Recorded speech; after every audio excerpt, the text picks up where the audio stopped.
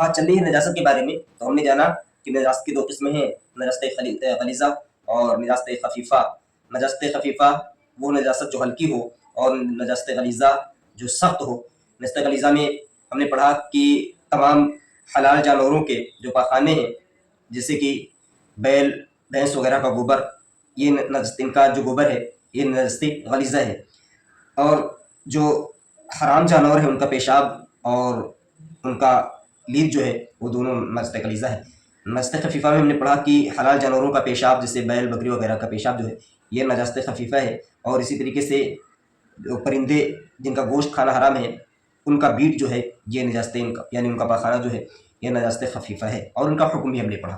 آج ہم اس سبق میں جانیں گے کہ نجاست، کوئی بھی نجاست ہو، خواہ غلیظہ ہو یا خفیفہ ہو، کپڑے یا بدن میں لگ جائے تو اس کو ہم پاک کیسے کریں گے، اس کے پاک کرنے کا طریقہ کیا ہے۔ تو کپڑے یا بدن میں نجاست لگ جائے اور نجاست گاڑھی ہو، یعنی نجاست غلیظہ ہو، جیسے پاخانہ اور گوبر وغیرہ، تو اس کے دھونے میں کوئی گنتی مقرر نہیں ہے، کوئی گنتی مقرر نہیں ہے۔ یعنی ہم یہ نہیں کہ ایک بار دھلیں گے یا 2 بار یا 3 بار، کوئی گنتی مقرر نہیں ہے، بلکہ نجاست دور کرنا ضروری ہے۔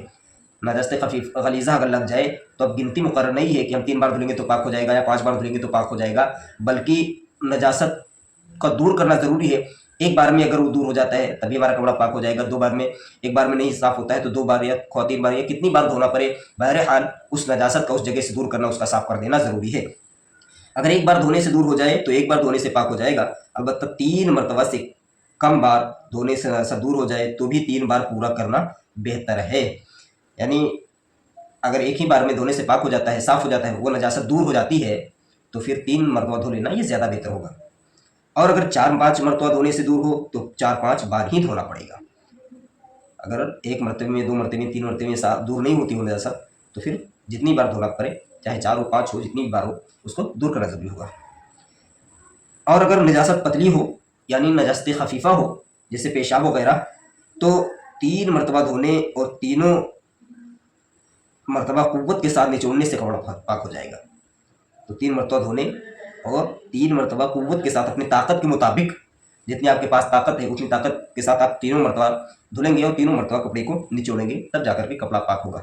یہ نجاست وہ نجاست ہے جو پتلی ہو، جیسے پیشاب۔